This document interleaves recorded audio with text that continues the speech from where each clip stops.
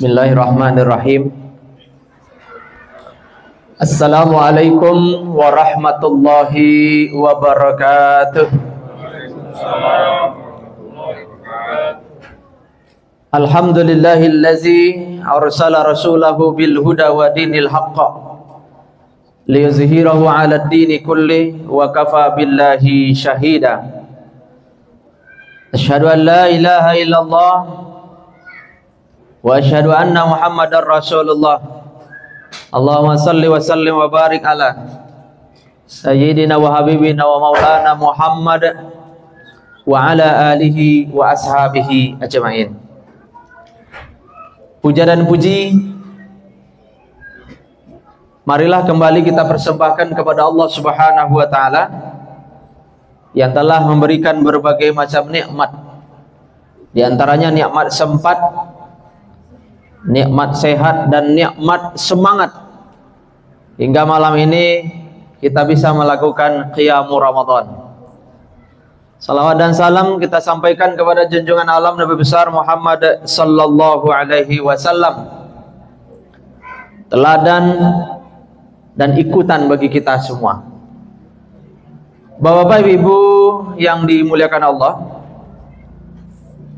bulan Ramadan disebut juga sebagai bulan Al-Quran atau Syahrul Quran.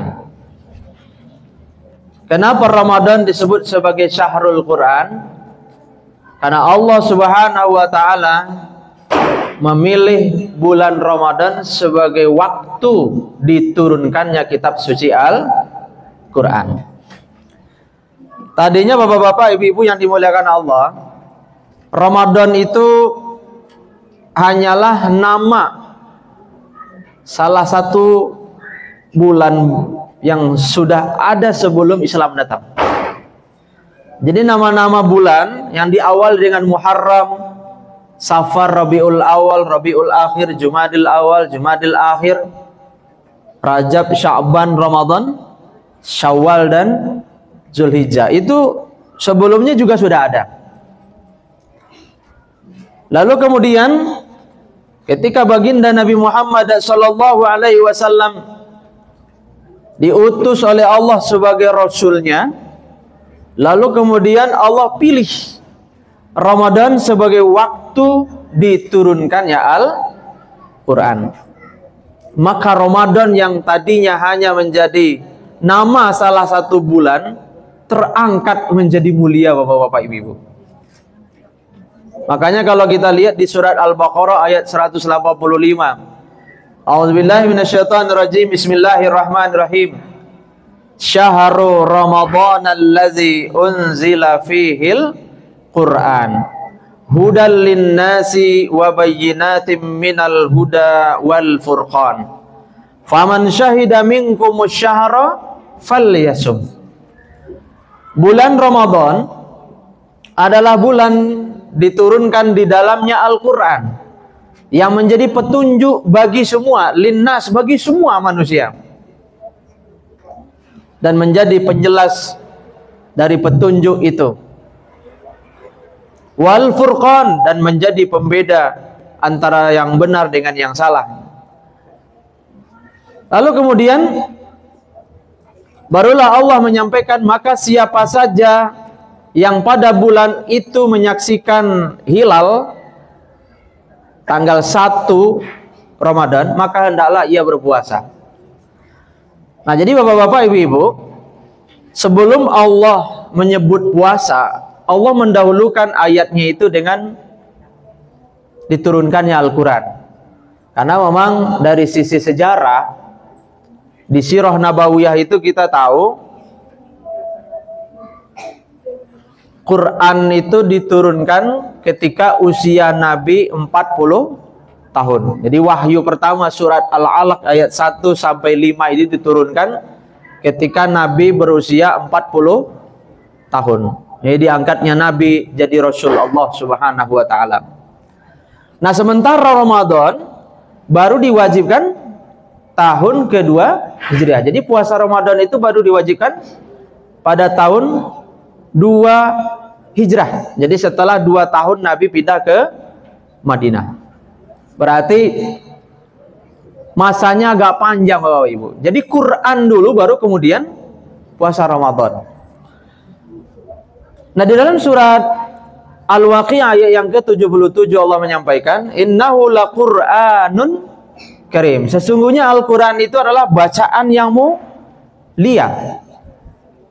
Di antara alasan kenapa kitab suci kita dinamakan dengan Al-Qur'anul Karim, karena ternyata Bapak-bapak, Ibu-ibu, selain dia bersumber dari Allah yang Maha Mulia, ternyata berikutnya semua yang bersentuhan dengan Al-Quran itu menjadi mulia. Quran itu kalam Allah yang diturunkan melalui perantara malaikat Jibril, malaikat paling mulia, Sayyidul Malak, ketuanya para malaikat. Diturunkan kepada Nabi Muhammad sallallahu alaihi wasallam, Rasul paling mulia, Asyraful Anbiya'i wal Mursalin. Diturunkan di kota Makkah, tempat paling mulia di bumi ini. Pada bulan Ramadan, bulan paling mulia atau yang disebut dengan Sayyidus Syuhur. Pada malam Qadr atau Lailatul Qadr, waktu paling mulia. Jadi semua yang bersentuhan, semua yang terhubung dengan Quran itu menjadi paling mulia Bapak Ibu. Maka siapa saja yang menghubungkan dirinya dengan Quran itu, maka dia juga akan ikut menjadi bahagian dari kemuliaan itu. Baik itu membaca, mempelajari, mengamalkan, menghafalkan, mendakwahkan. Bahkan termasuk di dalamnya ikut mendukung, menyokong orang-orang yang belajar dan mempelajari Al-Quran ini. Nah, maka kalau seandainya diri kita ingin mulia, rumah kita ingin mulia, kantor kita ingin mulia, komplek kita ingin mulia, maka kita harus menjadi bahagian dari kemuliaan Quran itu. Minimal kita harus selalu berusaha untuk membaca Al-Quran. Nah, di dalam hadisnya yang lain Nabi Shallallahu Alaihi Wasallam menyampaikan, Iqra'ul Quran, bacalah Al-Quran. Fa innahu ya'ti yaumal qiyamati syafi'an li ashabi. Karena sesungguhnya Al-Quran itu pada hari kiamat nanti akan datang, ya, syafi'an. Syafi'an itu artinya pemberi syafaat, pemberi pertolongan. Li ashabihi, bagi sahabat-sahabatnya. Nah, jadi nanti sahabat-sahabat Quran akan ditolong oleh Al-Quran. Nah, sekarang muncul pertanyaan, apakah mungkin Bapak-bapak, kita yang hadir malam ini menjadi sahabat Quran? Karena kalau di Indonesia, sahabat itu kan sering dimaknai dengan orang yang dekat, sedekat-dekatnya gitu ya. Dekat lahir batin dengan kita, itu sahabat kita. Jadi orang yang sefrekuensi sama kita ya Pak. Jadi benar-benar dekat, nyambung, kalau ngomong itu nggak ada jarak gitu ya. Dekat sekali. Tapi ternyata Bapak-bapak, Ibu-ibu, Allah dan Rasulullah itu sangat sayang kepada kita ini. Maka untuk menjadi sahabat Quran itu tidak harus hafal Quran 30 juz. Bahkan syarat untuk menjadi sahabat Quran itu disebutkan oleh Rasulullah SAW di awal hadis itu. Iqra'ul Quran, bacalah Al-Quran. Nah, di akhir hadisnya baru syafi'an li ashabi, karena Quran itu nanti akan menjadi penolong bagi sahabatnya. Siapa sahabat Quran itu? Orang yang mau membaca Al-Quran. Jadi kalau kita ingin mulia dan nanti pada hari kiamat kita ingin ditolong oleh Quran, bacalah Al-Quran. Bacalah Al-Quran. Karena perintahnya itu Iqra'ul Quran, bacalah Al-Quran. Nah, kalau saya suka bilang ke anak muda itu Bapak Ibu, bacalah Quran walaupun hanya 1 ayat Pak. Kalau bagi bapak-bapak sebagian mungkin 1 juz ya, odots one day one juz. Ada juga di beberapa tempat mereka punya program 1 week 1 juz. Tapi seminimal-minimalnya Bapak Ibu, di rumah kita nih, wajibkan anggota rumah kita itu untuk baca Quran. Supaya semuanya ada jadi mulia dunia akhirat. Kemudian supaya rumah kita jadi mulia juga. Seberapa banyak? Awalnya bacalah Al-Quran walaupun hanya 1 ayat saja dulu. Kapan itu? Habis sholat subuh sama habis sholat maghrib. Sebelum kita buka WA, sebelum kita mempersiapkan segala sesuatu untuk ke kantor, untuk ke tempat kerja, awalilah dengan Quran. Bacalah Al-Quran walaupun hanya 1 ayat itu tadi Bapak Ibu. Ingatkan anak-anak kita. Kalau bisa paksa Pak. Karena untuk jadi orang baik, untuk istiqomah melakukan amal saleh itu, kita memang harus memaksa diri kita. Kalau saya suka bilang Allahumma paksain gitu. Itu jurus pamungkas, jurus andalannya Bapak Ibu. Kayak di Ramadan ini, kalau kita tidak paksa diri kita untuk khatam Quran, nggak bakal khatam kita. Maka kita butuh kerjasama, berjamaah, bareng-bareng Pak. Saling mengingatkan. Kalau perlu punya program di rumah itu, sekali duduk sekian, misalnya begitu ya. Kalau bisa sih sekali duduk misalnya, bikin rekor Pak pribadi. Rekor pribadi ya. Sekali duduk itu baca sama anak, sama istri gitu. Sekali duduk Pak, tanpa keganggu sama yang lain itu. Kalau bisa 1 juz itu. Saya tadi maghrib nanya sama istri sama anak saya, hari ini dapat berapa gitu, karena lagi pulang dari pondok. Alhamdulillah dapat 4 juz. Hari ini dapat 4 juz. Anak saya yang cewek saya juga bangga sih Pak. Ini tahadus bin ni'mah aja ya. Dia kemarin Ramadan ketiga itu masuk top 3 di pondok itu. Kawannya yang terbaik itu udah khatam untuk hari ketiga. Yang kedua 20-an juz, dia hari ketiga itu 19 juz. Cewek Pak. Kenapa bisa seperti itu? Karena lingkungannya support Pak. Di sana tidak boleh pegang handphone. Nah, tapi kalau di rumah kita, anak-anak kita yang pegang handphone Pak, jangankan baca Quran, sholat aja kadang kita susah nyuruhnya. Nah, maka kalau bisa memang Allahumma paksain. Mumpung kita masih berada di awal-awal Ramadan nih Pak, miliki target.